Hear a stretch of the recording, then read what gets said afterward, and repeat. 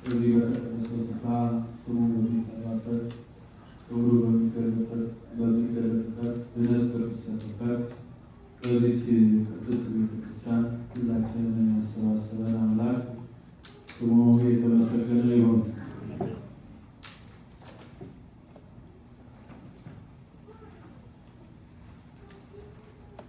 ዛሬ ሁላችንም እንደምናምነው እንደምናውቀው ያወቅነውን እንደምናምነው የቅዱሳን ሰማዕታት እነ ቅዱስ ቂርቆስና የኢየሉጣ እግዚአብሔር መልአኩን ልኮ ከዚያ ከፈላው እሳት ውስጥ እንዳወጣቸው በጎ ነገር እንደሰራላቸው የሚነገር የሚሰበክ የሚተረጎም ቃል ነው። ወደዚያ ከመሄድ በፊት ቅድም ከተነበበ ወንጌል ላይ ጌታችን አምላካችን መድኃኒታችን ኢየሱስ ክርስቶስ በሚያስተምርበት በዘመነ ሥጋዌው ሰው ሆኖ ወንጌልን በሚያስተምርበት ዘመን ብዙዎች ወደ እሱ ቀርበው መልስ መለሱለት።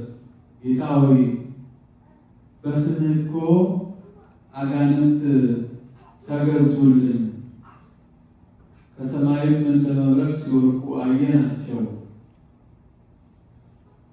ብለው ወደ ጌታ ሪፖርት አቀረቡ። የሰሩትን ስራ ያደረጉትን ነገር ወደ ጌታችን ወደ ኢየሱስ ክርስቶስ ይህንን መልእክት መልሰው ነገሩት። ጌታ ግን ምን አላቸው? መናፍስት ስለተገዙላችሁ በዚህ ዓለም ላይ ተአምራት ስለተደረገላችሁ በዚህ ዓለም ላይ ደስ አይበላችሁ። ነገር ግን በእምነታችሁ፣ በሃይማኖታችሁ፣ በስነ ምግባራችሁ ጸንታችሁ በመኖራችሁ ይህ ሁሉ በኋላ የሚመጣ ነው። አጋንንት ስለተገዙላችሁ እነሱንም ስላስወገደ ደስ አይበላችሁ። ነገር ግን ስማችሁ በሰማይ ስለተጻፈ ደስ ይበላችሁ። ስማችሁ በሰማይ ስለተጻፈ የት? በሰማይ ደስ ይበላችሁ። በዚህ የምታደርጉት ንግግር ሁሉ ለእናንተ ደስ ይበላችሁ። በምትሰሩት ስራ እግዚአብሔርን አገኛለሁ፣ እግዚአብሔር ጋር በረከትን አገኛለሁ። ነገር ግን ደግሞ ይልቁንም ምንደክምላል ምንጾመው ምንጸልየው ብዙ ነገሮችን የምንታገሰው ሰማያዊቷን መንግስተ እግዚአብሔርን ለመውረስ ስለሆነ ስለዚህ ለእናንተማ ስልጣን ተሰጥቷቸዋል። ይሄን ልታደርጉ እኮ ተሰጥቷቸዋል። በገንዘቡ፣ በሀብቱ፣ በጉልበቱ፣ በስልጣኑ፣ በመንፈሳዊ በሚያደርገው ነገር ሁሉ ተሰጥቶታል እንዲሰራበት እንዲያደርግበት። ነገር ግን አጋንንት ስለተገዙላችሁ ስለተንቀጠቀጡ ከእናንተም ስለተወገዱ ደስ አይበላችሁ። ደስ ሊላችሁ እነሱ ስለተደረገው ታምራት ደስ ብሏቸው ነበር። ይሄን ሪፖርት ያቀረቡ ደስ ብሏቸው ነበር። ነገር ግን ያለን እሱ ያለው ስማችሁ ገብረ ማርያም ወለተ ማርያም ኃይለ ማርያም ገብረ ሥላሴ በጎ ስራ የሰራችሁ ስማችሁ በላይ ስለተጻፈ ደስ ይበላችሁ ብሎ ይሄንን ቃል መለሰላቸው። ከዛ ቀጥሎ ጌታችን ኢየሱስ ክርስቶስ ወደ ባህሪ አባቱ እንዲህ በማለት ተናገረ። የሰማይና የምድር ጌታ ሆይ ይህን ከጥበበኞች አስተዋዮች ሰውረህ ለሕፃናት ስለገለጥክላቸው አመሰግንሃለሁ። ከጥበበኞች አዋቂ ነን ከሚሉ ምሁራንን ከሚሉ ከፈሪሳውያን ሰውረህ ከአይሁድ ሰውረህ ሕፃናት ለተባሉ ለሐዋርያት ስለገለጥክላቸው ስለ ሰማያዊ ነገር በአንተ ስላመኑ ስለነሱ ስለገለጥክላቸው አመሰግናለሁ። ከጥበበኞችና ከአስተዋዮች ሰውረህ ለሕፃናት ስለተገለጥክላቸው አመሰግናለሁ። ለሕፃናት እነዚያ አዋቂዎች ነን ብለው በእውቀታቸው የሚመኩ በጉልበታቸው የሚመኩ በሀብታቸው የሚመኩ ነበሩ በወቅቱ። እነዚህ ሰዎች ነበሩ በወቅቱ። ነገር ግን እነሱ አምላክነቱን ሳይረዱ ሳያውቁ፣ ሐዋርያት ግን በኋላ ተነስተው የእሱን አምላክነት የእሱን ፈጣሪነት ለሰው ልጆች ሁሉ ወደዚህ ምድር መምጣቱን ስለገለጠላቸው ስለተረዱ ከነዚህ ጥበበኞችን አዋቂውን ከሚሉ ሰውረን ለነዚህ ለሕፃናት ስለገለጥክላቸው አመሰግናለሁ። አሁን ዛሬ ሕፃናት አእምሮ የሆኑትን ደቀ መዛሙርቱ ሐዋርያትን በዚህ በዘመናችን ደግሞ ዛሬ የምናከብራቸው ሕፃናት ከተባሉት መካከል ሰማዕቱ ቅዱስ ቂርቆስ የ3 ዓመቱ በወቅቱ የነበሩት መኳንንት መሳፍንት ጣዖትን የሚያመልኩ ያለ እግዚአብሔር የሚኖሩ ሰዎች ሰውሮ ለሕፃኑ ቂርቆስ አምላክነቱን ገለጠለት። እንግዲህ ዛሬ የምናከብራቸው እነዚህ ቅዱሳን ሁለቱ ሰማዕታት በሮም ሀገር ውስጥ የሚኖሩ ክርስቲያኖች ናቸው። እግዚአብሔርን የሚፈሩ፣ እግዚአብሔርን የሚያመልኩ፣ እግዚአብሔርን የሚወዱ ናቸው። ነገር ግን በዛ ከተማ ውስጥ የበለጠው የሚያምኑት ሰዎቹ ከንጉሱ ጀምሮ ጣዖት አምላኪዎች ናቸው። ሁለቱ ግን በሃይማኖታቸው በስነ ምግባራቸው የቀኑ ስለነበሩ እኛ ጣዖትን አናመልክም፣ የምናመልከው እግዚአብሔር ነው፣ ዓለምን የፈጠረ ካለመኖር ወደ መኖር ያመጣ እሱ አንድ እግዚአብሔር አለ፣ እሱን ነው የምናመልከው ብለው ሀሳባቸውን አልተቀበሉም ነበር። ንጉሱ አሊያ ተጽዕኖ በዛባቸው፣ መከራ በዛባቸው፣ ተጽዕኖ በዛባቸው። በዚያ ቤት እንዴት መኖር እንደሚገባቸው ሲነግራቸው እነሱ ግን ከዛ ተነስተው ደግሞ ወደ አንጌቤሎን የምትባል ሀገር እናት ልጇን አዝላ የ3 ዓመት ተሸክማ ሄደ። እዚያም ተመሳሳይ ንጉሥ ገጠማት በዚያ ቦታ ላይ። ከዛ የመጡ ከዛም ደግሞ ነገስታቱ ይወራረሳሉና አላስቀድሮስ ነው የሚባለው። የዛ ሀሳብ እዚህ ገጠማት። ነገረኞች ደግሞ እነዚህ እኮ ክርስቲያኖች ናቸው፣ ከዛ እኮ አምልጠው የመጡ ነው ብለው ነገር ሰሩባቸው። አሁን ያ ንጉሱ ጠርቶ እናንተ እኔ በማመልከው አምላክ ማምለክ አለባችሁ። እግዚአብሔር የምትሉት እናንተ ሊያድናችሁ አይችልም። የኔ አምላክ በእኔ በማመልከው ማምለክ አለባችሁ ብሎ አዘዛቸው።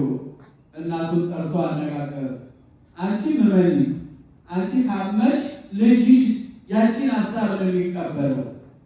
ስለዚህ እመኚ አላት። አይ እኔ የማመልከው እግዚአብሔርን ነው፣ ሌላ የማመልከው ነገር የለኝም።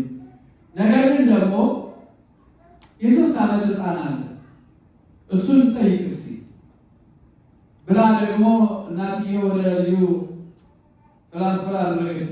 ከዛ በኋላ አንተ ማሞሽ አለው አለጉስ አንተ ሕፃን ነህ፣ የእናትን ሀሳብ መቀበል አለብህ። እኔ ወደፊት ደግሞ ጥሩ ደረጃ አደርሳለሁ። ስታድግ ፈረስ ሁሉ ነገር የሚያስፈልግን ነገር ሁሉ እሰጥሃለሁ። ክርስቶስ የሚባለውን አምላክ ካድ አለው።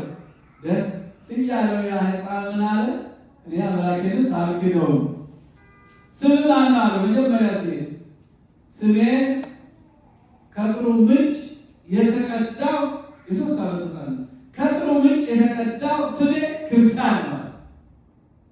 ስሜ ክርስቲያን እናቴ ደግሞ ያወጣችልኝ ቂርቆስ ነው።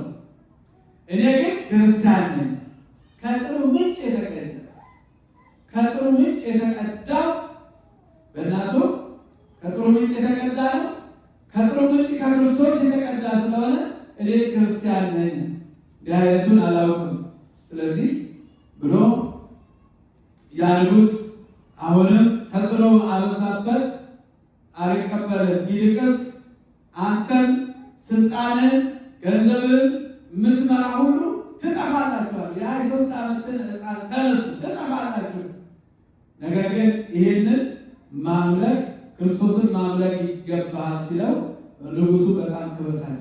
በጣም አጠናል። እንዲህ 3 ዓመት ብላቴና እንዲህ ደፍሮኝ ይናገራል አለና እናትየዋን በዚህ በኩል ሀሳቡን ስላልተቀበለች ትልቅ በርሜል ትልቅ ጋን ውሃ አስሞልቶ ይሄ ቅንጭቡን ቁልቋሉን መርዝ የሆነው ኬሚካል የሆኑትን ነገሮች ጨምሮ በዛ ውስጥ ላይ ውሃ ጨምሮ እሳቱ እየተፈለቀለቀ ድምፁ ከላይ ድረስ ድምፃ ለጽህት ከመነጎድጓድ ክረምት ያ ጽህት ማለት ጋን ማለት ጽህት ጋን ከጋን ውስጥ የሚሰማው ድምፅ እንደ ክረምት ነጎድጓድ ይጮህ ነበረ። በቃ በዚህ ውስጥ ነው አስገብቼ ምቀቅላችኋል። በዚህ ጊዜ እናትየዋ ደነገጠች፣ ልቧ ደነገጠ። ለእሷ ብቻ ሳይሆን ያዘነችው ለማን ነው? ስለዚህ ያለ 3 ዓመት ብላቴና ግራ ቀኙን የማያውቅ ሕፃን ስለ እሱ ደነገጠች። በዚህ ጊዜ ለቂርቆስ ተገለጠለት። የእናትየው መደንገጥ፣ የእናትየው ወደኋላ መመለስ ለእናትየው ተገለጠ፣ ለቂርቆስ ተገለጠለት። ወደ ቃሪው ተንበርክኮ እንዲህ አለ፣ ጌታ ሆይ እናቴ እኮ ከአንተ ልትለይ ነው፣ ከአንተ ልትለይ ነው። ለመሆኑ ግንዱን አቃጥለህ ጫፉን ታለመልመዋለህ? ግንዷ እናት ነች። ግንዱን አቃጥለህ ግንዱን ቆርጠህ ግንዱን አቃጥለህ ጫፉን ታለመልማለህ? ግንዱን ቆርጠህ ጫፉን ፍሬ ታደርጋለህ? እባክህን ልቧን መልስ አለና ወደ እግዚአብሔር ጸለየ። ከዛ በኋላ ወደ እናቱ ሄደ። ይላ ሕፃን ደግሞ ኢትፍሪ የእምን ነበልባለ እሳት፣ እናቴ ሆይ ይሄን ነበልባለ እሳት አትፍሪ፣ ሲንቦገቦግ አይቷል። ኢሳይያስ እንዲህ ተናግሯል። በትንቢተ ኢሳይያስ ምዕራፍ 43 ቁጥር 1 ላይ አሁንም ያዕቆብ ሆይ የፈጠረ እስራኤል ሆይ የሰራ እግዚአብሔር እንዲህ ይላል፣ ተቤዥቻለሁ። ተቤዥ ማለት አድነሃለሁ ማለት ነው። እቤዥሃለሁ፣ አትፍራ፣ በስምህ ጠርቼሃለሁ፣ አንተ የኔ ነህ። በውሃ ውስጥ ባለፍክ ጊዜ ከአንተ ጋር እሆናለሁ፣ በወንዞችም ውስጥ ባለፍክ ጊዜ አያሰጥምህም፣ በእሳትም ውስጥ በሄድክ ጊዜ አትቃጠልም፣ ነበልባሉ አይፈጅህም። እኔ የእስራኤል ቅዱስ አምላክ እግዚአብሔር መድኃኒትህ ነኝና። ተመልከቱ፣ በውሃ ውስጥ ብታልፍ ውሃው አያሰጥምም፣ በወንዞች መካከል ብትሄድ ውሃው አይወቅህም፣ በነበልባሉ በእሳት ውስጥ ብታልፍ እሳቱን አያቃጥልም። እኔ እግዚአብሔር አምላክህ ነኝ፣ ቀጥሎ መድኃኒትህ ነኝ ብሎ ለእስራኤል ቃል ገብቷልና በዚህ መሰረት ለቅዱሳኖቹ ቃል የገባ አምላክ ወደ ቂርቆስ የቃል ኪዳኑ ይፈሳል። ከዛ በኋላ ለቂርቆስ ተገለጠለት። ልቧን ሲመልስ እግዚአብሔር ጥብቄ ወይትናፍቂ ይቤላ ሕፃን ለሙ እናቱን አላት፣ እናቴ ሆይ ጨክኝ። ጥብቄ ወይትናፍቂ ጨክኝ፣ አትጠራጠሪ። ተጠራጣሪ ሰው ከጸጋ እግዚአብሔር ይርቃልና። ወይትናፍቂ አትጠራጠሪ፣ እመኒ ዳግም አልወጡ ኩነኔ ከዚህ በኋላ ወደ እሳቱ ብንገባ የዚህ ምድራዊ እሳት ይሻለናል እንጂ ከሰማያዊ እሳት ይሄ ይሻለናል። ስለዚህ አይዞሽ ነይ አናንያንና አዛርያንን ሚሳኤልን ያዳናቸው እግዚአብሔር ዛዳነው ለአናንያ ወአዛርያ ወሚሳኤል ውእቱ ያድነን። አናንያንና አዛርያን ሚሳኤልን ያዳነ እግዚአብሔር እሱ መልአኩን ልኮ ያድነናል። እምነት ይሄ እንድናለን። እውነቴን ነው። በጨነቃችሁ ሰማይ በተደፋባችሁ አሁን እንግዲህ እቺና ሰማይ ተደፍቶባት ከፊቷ እሳት እየነደደ በዛ በብረት ጋን ውስጥ ያ እሳቱ ይፈራል፣ ይጮሃል፣ ድምፅ ያሰማል። በእውነት ሰማዩ በተደፋ ወደ እግዚአብሔር መን እግዚአብሔር ወደ አሁኑ ይመልሰዋል። ያንን እሳት፣ ያንን መከራ፣ ያንን ጭንቀት ይመልሰዋል። እግዚአብሔር መልአኩን ልኮ ያድናል። መልአኩን ልኮ ፈነወ መልአኩ አዳነኒ፣ መልአኩን ልኮ ያድናል። ዳንኤልን አይታችሁ ከሆነ ወደ አንበሳ ወደ ጉድጓዱ ወደ ተራራው አንበሳ ወርውረውት ነበረ። ነገር ግን ጠዋት ሲሄዱ ዳንኤል ከአንበሳው ጋር አይጫወቱ ነበር። መልአኩ ልኮ አዳነኝ አለ። መልአኩ ልኮ አዳነኝ። እንዲህ እና እነዚህ ሰዎች እነዚህ ቤተሰቦች አናንያንና እነዚህ ወጣት እነዚህ አዲስ ኪዳን ናቸው። እነዚህ ሶስቱ ደግሞ ወጣቶች ደግሞ የብሉይ ኪዳን ናቸው። ታኅሳስ 19 የምናከብረው በዓል ይሄ ደግሞ በአዲስ ዘመን ነው፣ በአዲስ ኪዳን ዘመን ነው እና እነሱን ያዳነ እግዚአብሔር እነሱ ምንድነው በአድነንም እንኳን አምላካችን አንተ ላቆምከው ምስል አንሰግድም ብለው ቀጥ ብለው የቆሙት እነዚያ ጮማ ሲቆርጡ እነዚህ ሽምብራ እየበሉ ወዛቸው ልዩ ነበር። እነዚያ አመድ ነፍቶባቸው እና እነሱን ያዳነ አምላክ አሁንም አለ። ያን ጊዜ የነበረ አምላክ አሁንም አለ፣ እኛንም ያድነናልና አይዞሽ አዛለሞ በሰሃባ ቅድመ መኮንን ቅዱስ ያለ አዛለሙ እጇን እዳ ሰየማን ወሰሃባ ቅድመ መኮንን ቀኝ እጇን ይዞ ነይና ወደዛ ነይ እንሂድ፣ አትፍሪ፣ ከእግዚአብሔር በረከት አትለይ፣ ከመንግስቱ አትለይ፣ ነይ አለና እናቱን ጎትቶ ወደ እሳቱ ወሰዳት። ከዛ በኋላ እንግዲህ ንጉሡ ፊት በፈረደባቸው ፊት ይዟት ሄደ። ሰረት ታጥቆ ይዟት ሄደ። ጨክኝ፣ አትጠራጠሪ፣ ይሄንን እሳት ያጠፋዋል እግዚአብሔር፣ ይሄን እሳት ያበርደዋል እግዚአብሔር።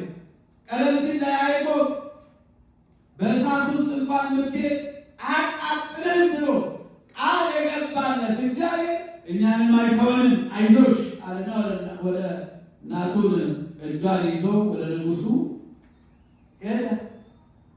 አውጥታችሁ አስራችሁ ሰዎች ወጥታችሁ ቃሏቸው ተባለ።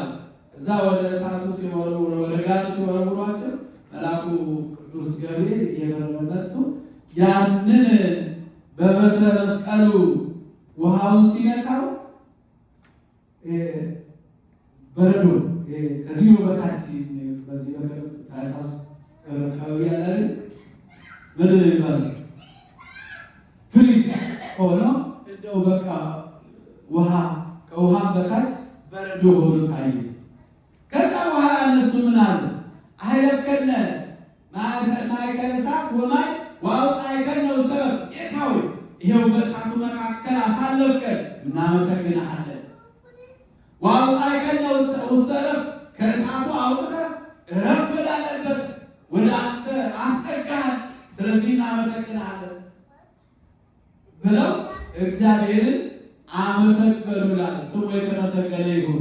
እግዚአብሔርን ያመነ ሰው አይወድቅም።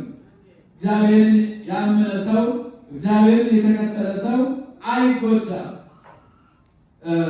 ቅዱስ ጳውሎስም እንዲህ ብሎ ይናገራል። ስላንተ ቀኑን ሁሉ እንገደላለን ካለ በኋላ ከክርስቶስ ፍቅር የሚለየን ማን ነው? ከክርስቶስ ፍቅር የሚለየን ማን ነው? መከራ ወይስ ጭንቀት ወይስ ስደት ወይስ ረሃብ ወይ ራቁትነት ወይስ ደግሞ ፍርሃት ወይስ ሰይፍ? እምነታቸው ይሄ ነበረ። ስለዚህ ስላንተ ቀኑን ሁሉ እንገደላለን፣ እንደሚታረዱ በጎችም ተቆጥረናል። ስለዚህ በዚህ ሁሉ ግን በወደደን በእርሱ ከአሸናፊዎች እንበልጣለን። አሸናፊ የተባለ እዛ ከንጉሱ እንበልጣለን። ሞትም ቢሆን ሕይወትም ቢሆን መላእክትም ቢሆን ግዛትም ቢሆን ያለውም ቢሆን የሚመጣው ቢሆን ኃይላትም ቢሆኑ ከፍታም ቢሆን ዝቅታም ቢሆን ልዩ ፍጥረትም ቢሆን በክርስቶስ በኢየሱስ በጌታችን ካለ ከእግዚአብሔር ሊለየን አንዳች የሚችል ነገር ፍቅር የሚለየን አንዳች ነገር የለም። ይህ እምነት ነው፣ ፍጹም እምነት ሲሆን ይህን ከክርስቶስ ፍቅር ረሃብ፣ ጭንቀት፣ ሰይፍ ከሰይፉ ፊት ሆነው የሚዘምሩ የሚያመሰግኑ ቅዱስ ጳውሎስም እንደዚሁ ሰይፉንም አልፈራም መከራውንም አልፈራም ማለት ከክርስቶስ ፍቅር የሚለየኝ የለም። እንዲህ እያሉ ከእሱ ጋር ብንጸና አለ ቅዱስ ጳውሎስ ለጢሞቴዎስ ሲናገር ከእሱ ጋር ብንጸና ደግሞ ከእሱ ጋር እንነግሣለን። ጌታ ብሏል፣ እኔ በዓለም ሳላችሁ ብዙ መከራ አለባችሁ። ገና ሐዋርያትን ሲልካቸው በዓለም ሳላችሁ ብዙ መከራ አለባችሁ፣ ነገር ግን እኔ ዓለምን አሸንፌዋለሁና እናንተ ታሸንፋላችሁ የተባለው እና እነዚህ ቅዱሳን ሰማዕታት እናትና ልጅ በእምነታቸው በሃይማኖታቸው ጸንተው እግዚአብሔር ይደርስልናል ብለው አምነው እጇን ይዞ ጎትቶ ወደ ንጉሱ ወደ ገዳዩ ይዟት ነው የሄደው። ከእግዚአብሔር በረከት እንዳትለይ ግንዷን ቆርጠህ ግንዱን ቆርጠህ እንዴት ጫፉን ታለመልማለህ? እናቴን ገለህ እናቴ ሲሆን ስትገባ አይነት እንዴት ከአንተ ወደ ገነት ልገባ እችላለሁ? ስለ እናቱ አለቀሰ። ወደ እግዚአብሔር አነባ፣ ልቧን መለሰላት እግዚአብሔር ሀሳቧን። መጨረሻ ላይ ካለፉ በኋላ ምን አለችው? ቂርቆስ ልጄ ነበርክ ዛሬ አባት ሆንከኝ።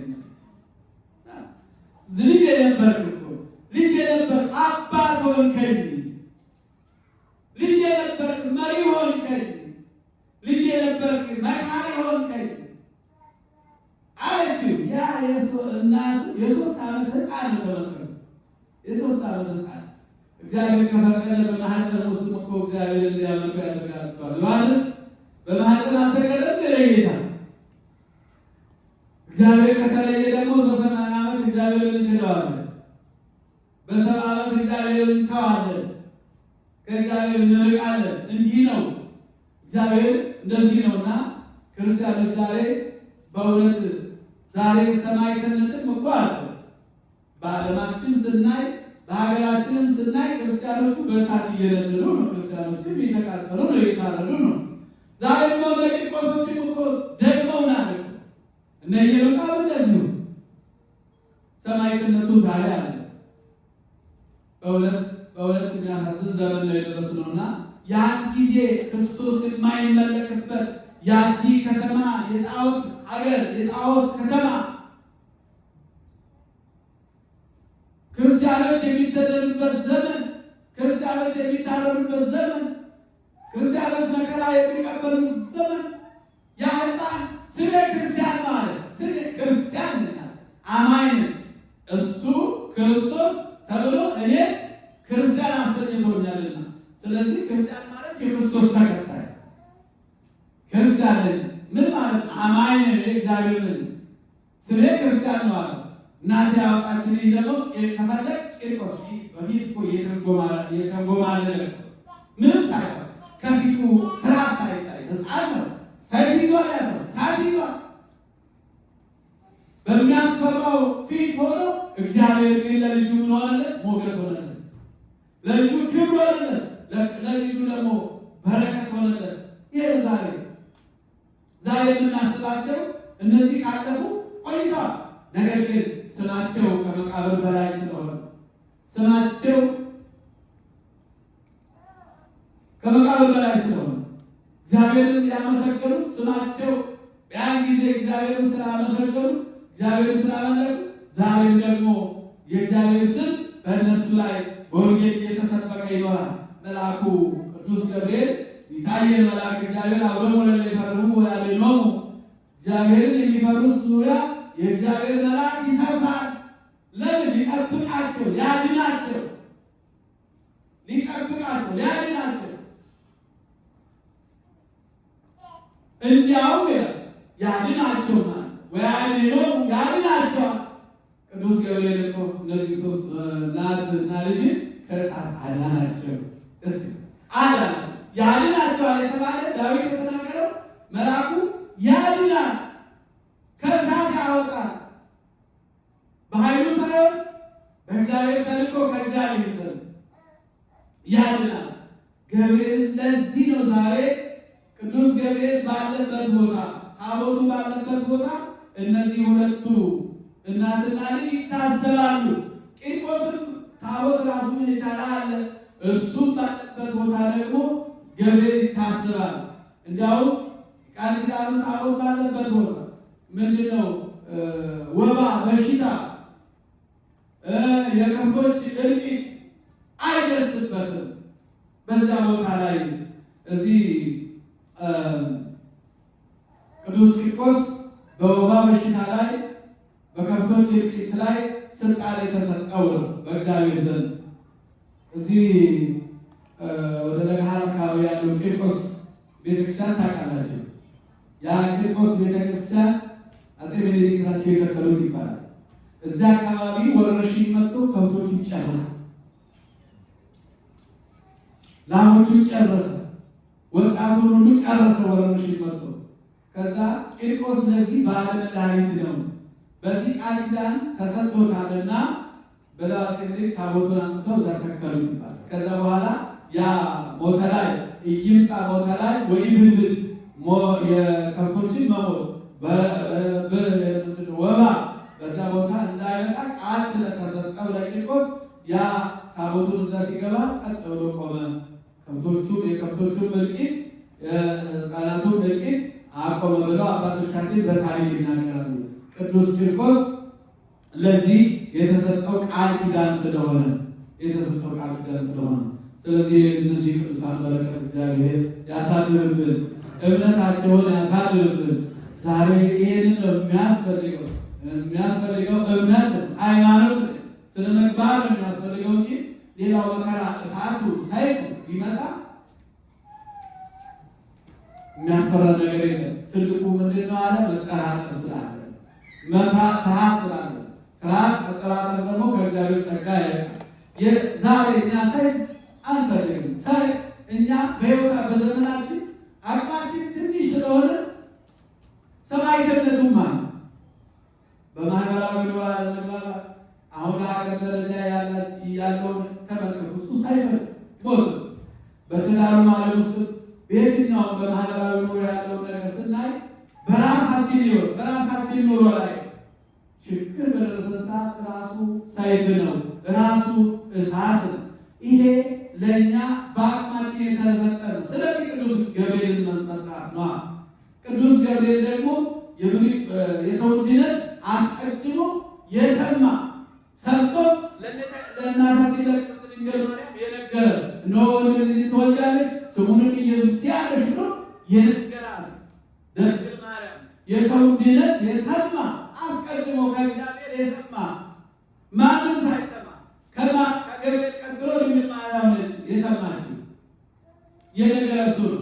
በሉቃስ ወንጌል ምዕራፍ 1 ቁጥር 19 ላይ እኔ በእግዚአብሔር ፊት የምቆመው ገብርኤል ነኝ። ለምን?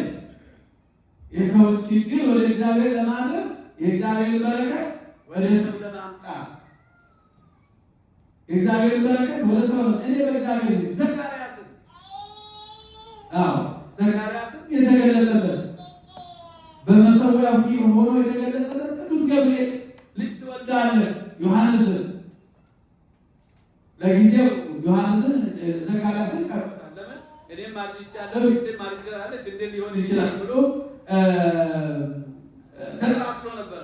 እኔ ግን ከእግዚአብሔር ዘንድ ተልኬ የመጣሁ ነኝ።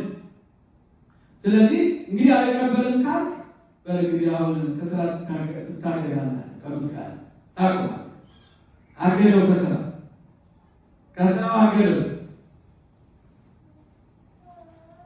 ለ9 ወር ያህል በእግድ ኖረ። ከ9 ወር በኋላ ዮሐንስ ሲወለድ አንደበቱ ተፈታ። የታገደ ዘካርያስ ወደ ስራው ተመለሰ፣ ወደ አገልግሎቱ ተመለሰ። እግዚአብሔርን ማመሰገነበት ማለት። ስለዚህ ቅዱስ ገብርኤል ለሁሉ ደራሽ ነው። በብሉይ ኪዳን ለነዚያ ለሶስቱ ወጣቶች፣ በአዲስ ኪዳን ለእነዚህ ለሁለቱ እናትና ልጅ፣ እንዲሁም እኛ ከቅዱስ ገብርኤል ያላገኘነው በረከት የለንም። ለምነን ጸልየን ያጣነው ነገር የለም። ቅዱስ ገብርኤል በእግዚአብሔር ፊት የሚቆም ስለሆነ መቆም ዝም ብሎ ይገተራል ማለት ነው። ይማልዳል፣ ይጸልያል ማለት ነው። እና ይሄ መልአከ ብስራት ነው የሚባለው፣ መልአከ አድኖ ነው የሚባለው። እንደዚህ አድርጎ እነዚህ ቅዱሳን ሁለቱን ሰማዕታትን ከሞት ያዳነበት የእግዚአብሔር ክብር በእነሱ ላይ የተገለጠበት ዕለት፣ እነሱም እግዚአብሔርን ያመሰገኑበት ዕለት ስለሆነ ዛሬ ቅዱስ ገብርኤል ሐምሌ 19 የቅዱስ ቂርቆስና በዓሉ የቅዱስ ቂርቆስና የእናቱ የቅድስት ኢየሉጣ ነው። ግን እረፍታቸው ግን የኢየሉጣና የቂርቆስ ጥር 15 እና 16 ነው። በሌላ ጊዜ ሰው ስለሆኑ ስጋ ስለለበሱ ሞት አይቀርም። እነሱ መጨረሻ ላይ በሰማዕትነት ነው ያረፉትና በክርስትና ሕይወት ይሄ ነው ብንጸና ቅዱስ ጳውሎስ ከእሱ ጋር እንነግሳለን። ብንጸና በሃይማኖታችን ብንጸና በስነ ምግባራችን ብንጸና እኛም ከእሱ ጋር እንነግሳለን፣ ከእሱ ጋር እንኖራለን። እግዚአብሔር ንጉሥ ውእቱ ቅድመ ዓለም፣ እግዚአብሔር ከዓለም በፊት ንጉሥ ነው። እኛም ከእሱ ጋር እንነግሳለን፣ በመንግስቱ ያኖረናል። እግዚአብሔር ስማችሁ በሰማይ ስለተጻፈ ደስ ይበላችሁ። ስማችሁ እዚህ አጋንንት ስለተገለጹላችሁ ስላገኛችሁ ደስ ይበላችሁ፣ ደስታችሁ በሰማይ ይሁን ነው የተባለው እና ስለዚህ እነዚህ ቅዱሳን እንግዲህ እግዚአብሔር አምላክ መልአኩን ልኮ ያዳንበት የፈወሰበት ስለሆነ እኛንም መልአኩ በችግራችን ጊዜ፣ በሐዘናችን ጊዜ፣ በመከራችን ጊዜ፣ በፈተናችን ጊዜ መልአኩ ቅዱስ ገብርኤል ልኮ ይጠብቀን።